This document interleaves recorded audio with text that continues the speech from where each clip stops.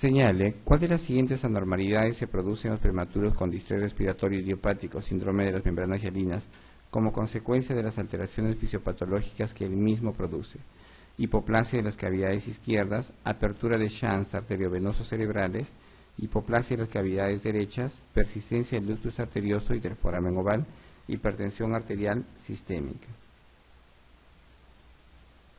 Entonces, ¿cuál de las siguientes anormalidades se produce en los prematuros con distrés respiratorio idiopático, membrana hialina, como consecuencia de las alteraciones fisiopatológicas que él mismo produce? Entonces, hemos mencionado que el bebé con membrana hialina por su madurez hace que se colapsen los alveolitos y eso produce retención de CO2, ¿no? Y disminución de la presión parcial de oxígeno, incrementando la acidosis mixta o acidosis respiratoria inicialmente y luego acidosis metabólica. Entonces, la acidosis, como la hipoxemia, van a hacer que persista la circulación fetal. Entonces, si la circulación fetal persiste, van a tener ustedes todavía los shunts, los lugares donde se produce el cortocircuito. Y los lugares donde se produce el cortocircuito serán los, ¿cuáles? El foramen oval y el ductus arterioso. Entonces recuerden, la circulación fetal se produce a través de estos cortocircuitos. La sangre del lado derecho atraviesa por el foramen oval un porcentaje y otro porcentaje llega a la arteria pulmonar y se va directamente a la aorta por el ductus arterioso. Entonces, si persiste, si hay un evento hipóxico con PCO2 incrementado y PO2 disminuido, se mantiene incrementada la resistencia vascular pulmonar, se mantiene todavía cerradito o la presión pulmonar mayor en relación a la presión sistémica, y eso hace que el shunt se mantenga de derecha a izquierda, ¿sí? Una vez mejora el paciente, una vez mejora, le damos aporte de oxígeno, le ponemos surfactante, le damos aporte de oxígeno, mejoramos la presión parcial de oxígeno, disminuimos la presión parcial de CO2, se produce dilatación de la arteria pulmonar y se incrementa la presión sistémica. Se cierra el foramen oval, puede persistir el ductus arterioso, que es una complicación propia de prematuro, pero el shunt ya no se va a dar de derecha a izquierda, sino de izquierda a derecha. Y es en ese momento donde ustedes pueden tener manifestación clínica del ductus, ¿no? Con el soplo. Entonces se va a dar después del evento, cuando mejora y cuando hay cambio hemodinámico, cuando el shunt se da de izquierda a derecha, ¿ya? Entonces el soplo probablemente no lo perciban ustedes o no sea audible o evidente cuando todavía persista la circulación de derecha a izquierda.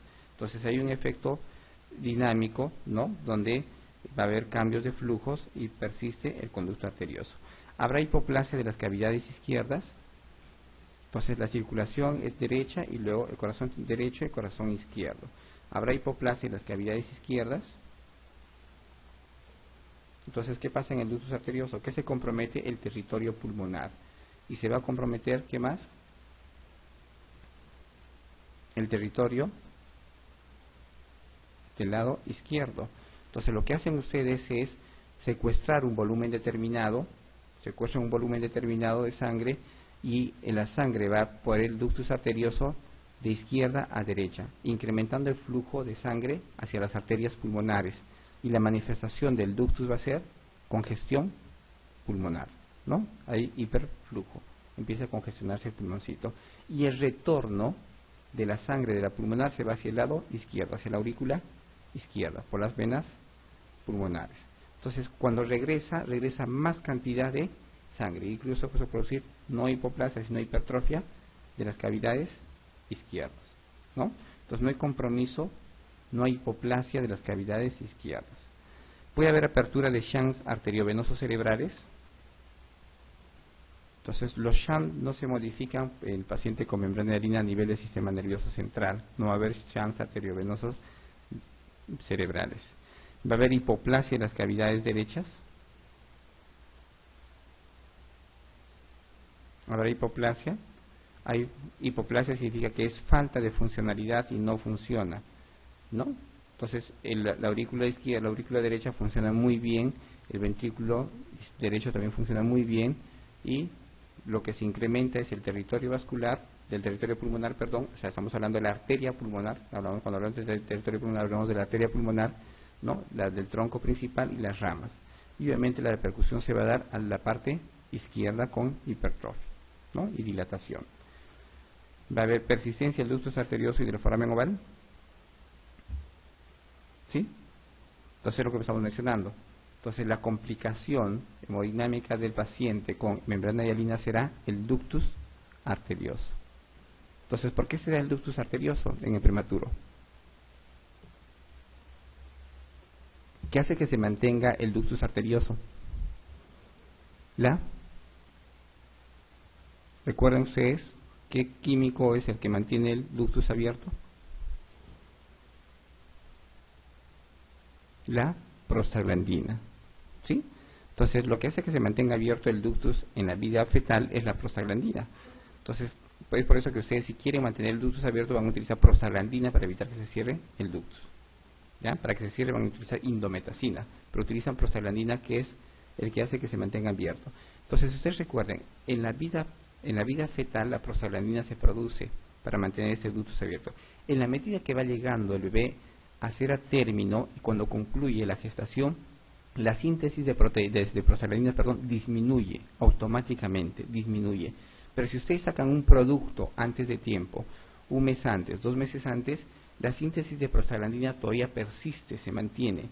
No se empieza a producir la enzima responsable que disminuye la síntesis de prostaglandina. Por eso que los prematuritos todavía tienen el ductus abierto, ¿ya? Porque todavía mantienen su prostaglandina. Entonces, los efectos hemodinámicos que se dan no se dan como en recién nacido a término, donde se tienen que cerrar por disminución de la síntesis de prostaglandina y obviamente por el oxígeno. El oxígeno de alguna manera incrementa el cierre del ductus, pero no es suficiente para concluir, ¿ya? Por eso, como complicación cardiopulmonar de un paciente con membrana hialina será el ductus arterioso. La cardiopatía principal en el prematuro será ductus arterioso, ¿ya? Entonces la principal cardiopatía en el niño es CIB, la segunda es el ductus, la tercera es SIA. Pero si hablan del prematuro será el ductus, ¿sí?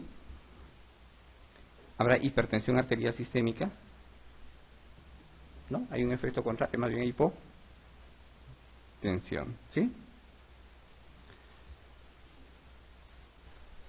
El surfactante pulmonar está compuesto fundamentalmente por proteínas, carbohidratos, fosfolípidos, aminoácidos, disacáridos.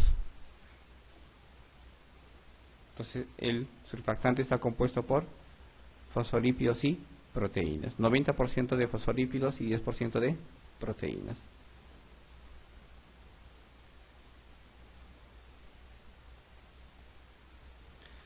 Un prematuro de 32 semanas a la hora de vida presenta una disnea progresiva con cianosis y tiraje.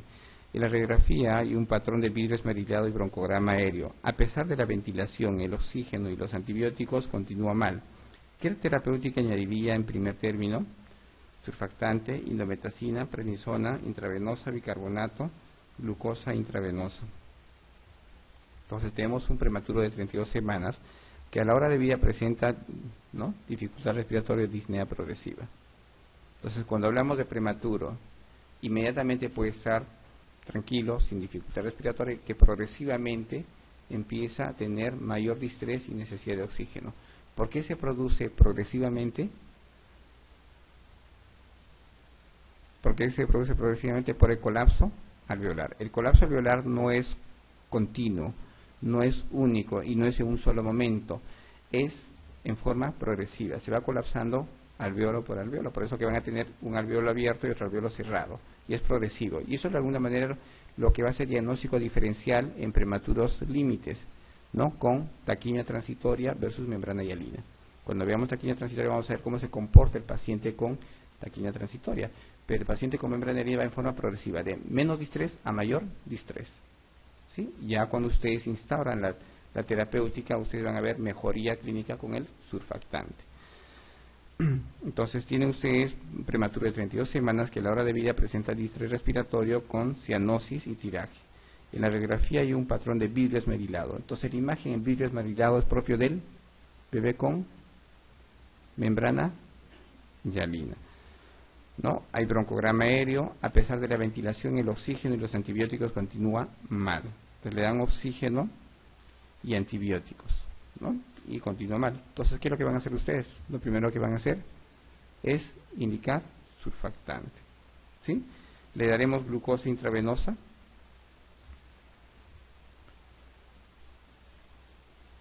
le administraremos bicarbonato intravenoso. Entonces, los bebés prematuros pueden hacer hipoglicemia o hiperglicemia. Entonces, manejen ustedes un VIG adecuado. ¿Ya? Cuando vemos, de repente, como algunas diapositivas con hipoglicemia, vamos a comentar. Pero los prematuritos mantengan un VIG entre 4 y 6 y vean la necesidad. Pueden coger, de repente, VIGs de 5 a 6 y de acuerdo a su necesidad. Cuanto más pequeñitos, mayor riesgo de intolerancia a la glucosa. Pueden hacer hiperglicemia. Entonces, controlen muy bien los VIGs de los prematuros, ¿ya? Bicarbonato intravenoso, de alguna manera se está dejando de usar el bicarbonato en bolos y usamos menos bicarbonato por el riesgo de, en este caso, los prematuros, hemorragia intraventricular.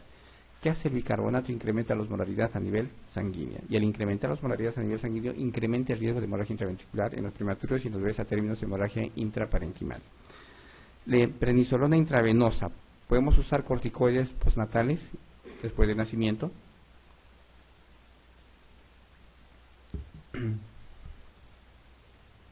Bien, ¿cuál es la complicación más frecuente de la membrana hialina? La displasia broncopulmonar, recuerden. Entonces, si nosotros tenemos un paciente con membrana hialina, vamos a ofrecerle oxígeno. Y así como el oxígeno mejora bastante o produce los cambios hemodinámicos, mejorando la parte, incrementando la presión parcial de oxígeno, disminuyendo el CO2 y mejorando la oxigenación aeróbica, lo que hace el oxígeno también es producir un proceso inflamatorio, incrementando el riesgo de displasia broncopulmonar. La displasia es una patología crónica del prematuro. Entonces es un proceso inflamatorio parecido, casi similar a lo que ustedes ven en el paciente con crisis asmática o con asma. Entonces, ¿qué utilizamos en los pacientes con asma? Un antiinflamatorio. Entonces, teóricamente, los corticoides mejorarían o deberían mejorar la evolución de un paciente con membrana hialina. Y eso es lo que se hizo más o menos en la década de los 80. Todos los pacientes con membrana hialina recibían corticoides. Y al tercer día rápidamente mejoraban. Menos estancia hospitalaria, menos apoyo ventilatorio, menos presiones en la ventilación mecánica y menor riesgo de displasia broncopulmonar. O sea, era espectacular la evolución con los corticoides. Pero esos niños desde la década de los 70 y 80 se les hizo un seguimiento, 10 años, 20 años, y se vio que había lesión neurológica establecida en estos chiquitos. Incrementa el riesgo de parálisis cerebral, disminuye el perímetro cefálico. Entonces está contraindicado utilizar corticoides en prematuros en etapa postnatal, no se utiliza, ¿ya? Indometacina oral. ¿Para qué utilizamos la indometacina oral?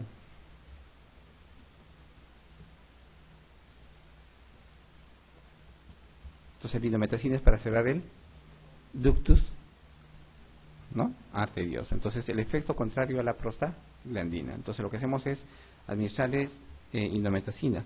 Pero lo que hace la indometacina también es tener efectos a nivel sistémico. No solo cierra el ductus arterioso, no solo disminuye el flujo a nivel del ductus renal-ductus, también disminuye el flujo a nivel esplácnico y a nivel renal. Incrementa el riesgo de enterocolitis necrotizante.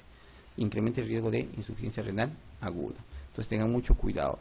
Entonces está contraindicado utilizar indometacina en pacientes con plaquetopenia, con un boom alto, si el boom está incrementado o hay hiperazoemia, ¿no? O el paciente es intolerante, tiene riesgo de enterocolitis necrotizante, no pueden ustedes utilizar indometacina. Indometacina es un fármaco muy bueno para cerrar o es el tratamiento de elección para el tratamiento farmacológico de los pacientes con ductus arterioso. Ya pueden usar indometacina, pueden usar ibuprofeno, pero hay mejor respuesta a la indometacina. ¿Ya? No usamos por vía oral, utilizamos por vía parenteral de indometacina.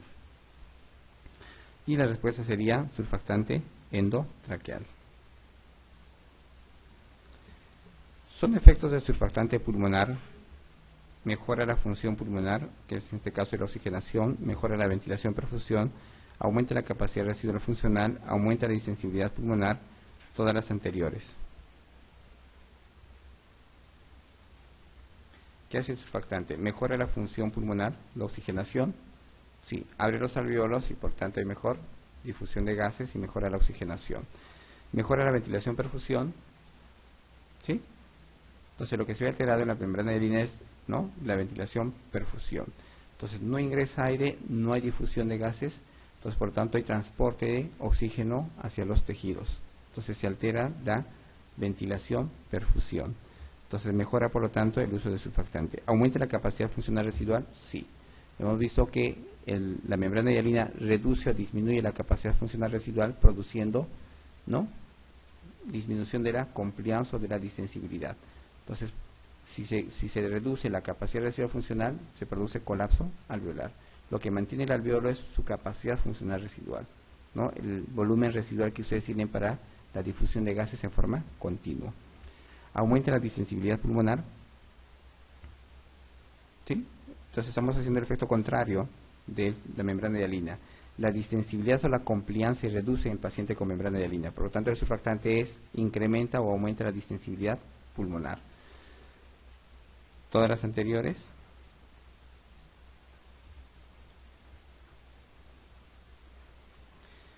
Un recién nacido pretérmino de 34 semanas de gestación, hijo de madre diabética, comienza al poco tiempo de nacer con taquipnea, quejido, taquipnea, quejido respiratorio, cianosis, bamboleo abdominal, y la radiografía se observa un patrón reticulogranular con broncograma aéreo. El diagnóstico más probable será distrés respiratorio tipo 2, síndrome de aspiración meconial, enfermedad de membrana hialina, sepsis, neumotórax espontáneo.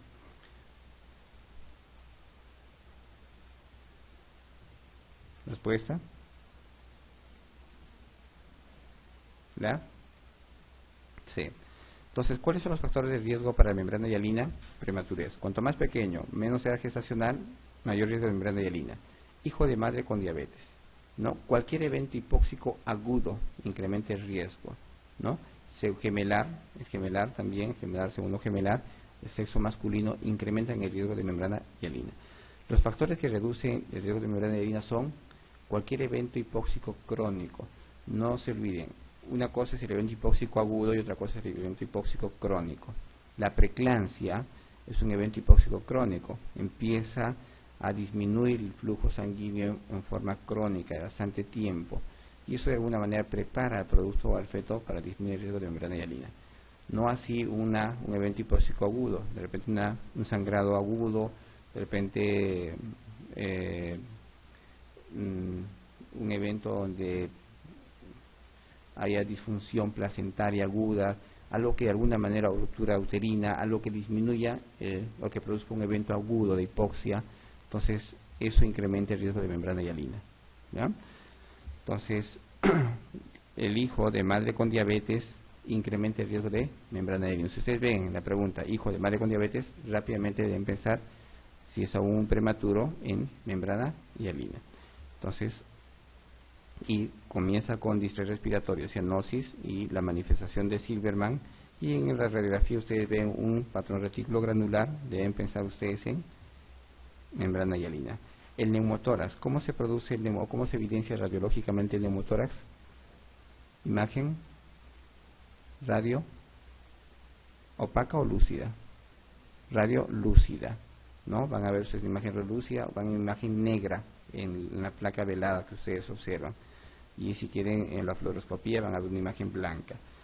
Entonces sepsis puede tener toda la manifestación que ustedes están viendo, pero el que tenga 34 semanas y que tenga una imagen reticulogranular nos hace pensar más en membrana hialina. Síndrome de aspiración meconial será ¿habrá meconio, síndrome de aspiración meconial un producto de 34 semanas? No. El meconio es propio de los bebés a términos y post-términos, ¿no? Entonces la imagen es algodonosa, no es reticulogranular y tampoco en vidrio esmerilado. Puede haber broncograma aéreo, pero no se da en un producto de 34 semanas. Distrés respiratorio, taquimia transitoria podría ser a las 34 semanas. ¿Podría ser taquimia transitoria a las 34 semanas? Sí, ¿no? La taquimia transitoria también se da en prematuros, no solo se da en atérminos. De acuerdo a la Academia Americana de Pediatría, pueden tener prematuros tardíos hasta las 39 semanas de gestación, ¿ya? Entonces puede darse, y vamos a comentarlo en un momento más, con manifestación similar, pero algo que diferencia es que la membrana hialina es un pulmón restrictivo, disminuido, y en la membrana hialina, perdón, en la taquimia transitoria no es restrictivo, es más, es un poco más hiperinsuflado, ¿ya? ¿Cuál de los siguientes no es un signo característico de la enfermedad de membrana hialina? Polipnea, quejido audible, buen pasaje del murmullo vesicular, aleteo nasal y cianosis.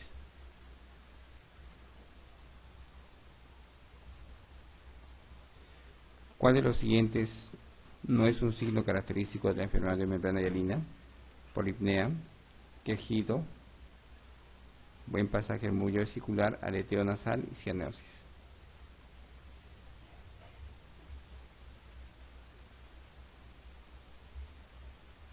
Respuesta. Entonces habrá polipnea. ¿Sí?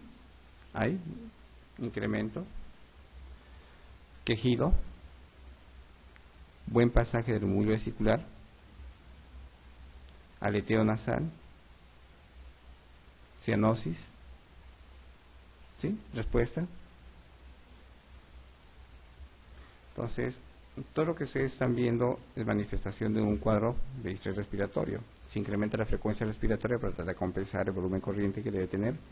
El quejido audible, que hemos mencionado, que es para mantener la capacidad funcional residual. El aleteo nasal, que disminuye la resistencia de las vías aéreas. Y la cianosis, que es una manifestación por hipoxemia. En el test de Silverman, ¿cuál de los siguientes parámetros no se valoran? Tiraje intercostal, cianosis, aleteo nasal, quejido inspiratorio, tiraje sifoideo.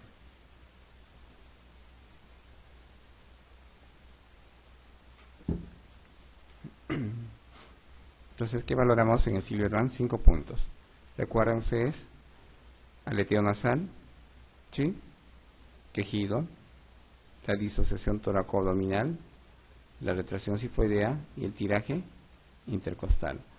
¿Ustedes evalúan frecuencia respiratoria en Silverman?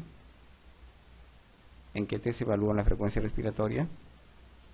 En Downes, ¿no? Downes o Downes modificado, evalúan ustedes la frecuencia, así como la cianosis en Downes. Entonces, Downes va a evaluar la cianosis, la frecuencia respiratoria, y el modificado va a evaluar la edad gestacional y la necesidad de oxígeno. ¿Sí?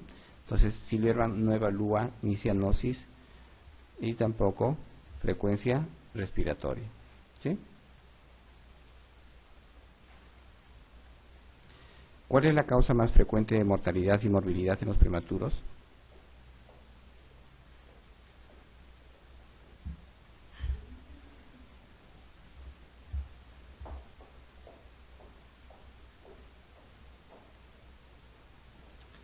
Causa de mortalidad y morbilidad en los prematuros: asfixia, sufrimiento fetal, problemas digestivos, hemorragia intraventricular y distrés respiratorio.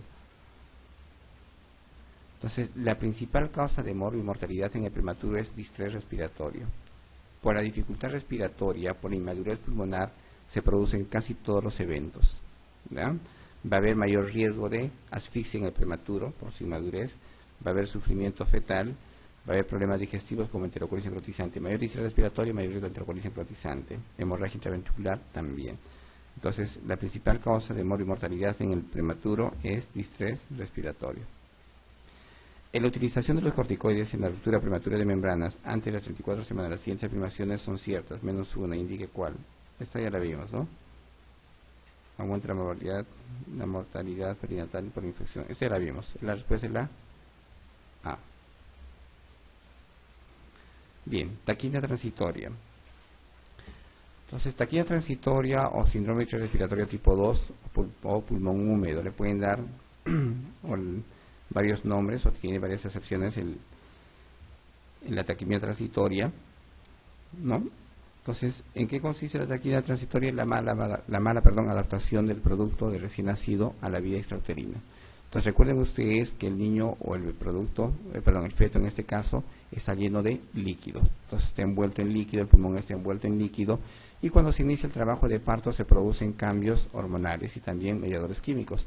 Y esos mediadores inducen de alguna manera la compresión pulmonar. Y esos mediadores son las catecolaminas. Las catecolaminas empiezan a producir alteraciones y modifican los canales de sodio a nivel del pulmoncito del feto. Y eso produce la compresión pulmonar ya iniciado el trabajo de parto. Entonces se completa la compresión pulmonar cuando atraviesa el canal del parto, y una vez nace el bebé fácilmente puede, ¿no?, inhalar aire en este caso y producirse la primera respiración.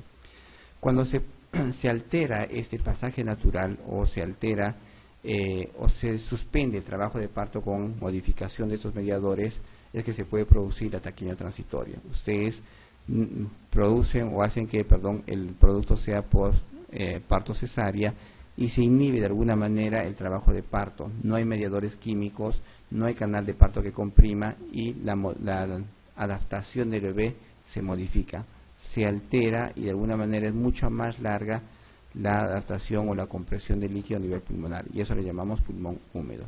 Entonces, factor de riesgo para la taquimia transitoria: prematuro, ¿no?, cesárea sin trabajo de parto y en menores de 39 semanas.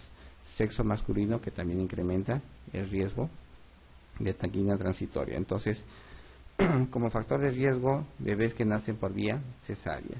La incidencia, 11% de nacidos vivos y supera, o supone, el 32% de los cuadros de estrés respiratorio. Es una alteración leve y autolimitada. Entonces, para más o menos diferenciar de membrana hialina, hemos mencionado que la taquimia transitoria se puede dar en prematuros tardíos hasta las 39 semanas. Si ustedes tienen un bebé de 34 semanas, la duda va a ser, ¿será membrana hialina o será taquimia transitoria? El bebé con taquimia transitoria inmediatamente nace y presenta dificultad respiratoria por la presencia del líquido a nivel pulmonar. Inmediatamente nace y tiene dificultad respiratoria. Y la dificultad respiratoria disminuye en forma progresiva, disminuye con el tiempo. Entonces es un bebé que va de mayor distrés a menor distrés. Es un bebé que tiene necesidad de oxígeno suplementario y la necesidad de oxígeno suplementario disminuye con el tiempo. ¿En cuánto tiempo puede disminuir? Hasta en 72 horas. Si pasa las 72 horas, continúa con distrés respiratorio, deja de ser taquimia transitoria y buscamos otra causa de distrés respiratorio en el producto. ¿Ya? Entonces, es autolimitada y la patología es bastante benigna. Retraso en la absorción del líquido pulmonar, recién nacido por cesárea, sin labor de parto o parto vaginal rápido o un expulsivo rápido. Líquido pulmonar que normalmente se debe reabsorber en forma progresiva en el canal de parto, y eso se evita cuando sea por parto vaginal. Las prostaglandinas tienen mucho que ver con los canales de sodio. Se ven alterados, se modifican los canales de sodio cuando no hay trabajo de parto, no hay labor de parto, y las responsables de esto son las catecolaminas. Entonces, distrés respiratorio leve o moderado y de inicio precoz, mejora con oxígeno. La auscultación puede ser normal, la recuperación se da aproximadamente en 48 a 72 horas. Y algo característico en la radiografía es que hay más marcas vasculares pulmonares predominantes, o prominentes, a nivel del ilio. Es lo que nosotros llamamos como corazón velludo. Entonces ustedes van a ver una imagen, una radiografía con una masa cardíaca, donde empiezan a salir, ¿no?, imágenes lineales hacia la periferia pulmonar. Líquido en la cisura, que eso es bastante frecuente y que de alguna manera nos hace diagnósticos de taquimia transitoria. Discreta hiperinsuflación y lo que comentábamos. En la membrana hialina lo que vamos a tener es un pulmón restrictivo, disminuido de tamaño. Entonces, cuando observamos la radiografía vamos a ver menos espacios intercostales. En la taquimia transitoria vemos más espacios intercostales, podemos ver más de 8 espacios intercostales. Podemos ver incluso imagen un poco radiolúcida, ¿no?, con incremento de aire. Puede haber algunos casos de derrame pleural, y lo que no van a ver ustedes es broncograma aéreo, que es el corazón velludo.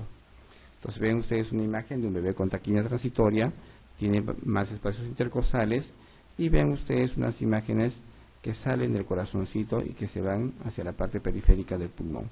Algunas veces se puede ver la cisuritis, que no se ve muy bien, no es muy distinguible en esta imagen. Pueden ver entre este espacio intercostal, arco intercostal y este arco costal, ven una imagen lineal que es la cisuritis. Entonces, si ven cisuritis, ven un poco de hiperinsuflación, ven imagen o un corazón velludo, entonces lo primero que van a pensar es en taquimia transitoria. El tratamiento es oxígeno, es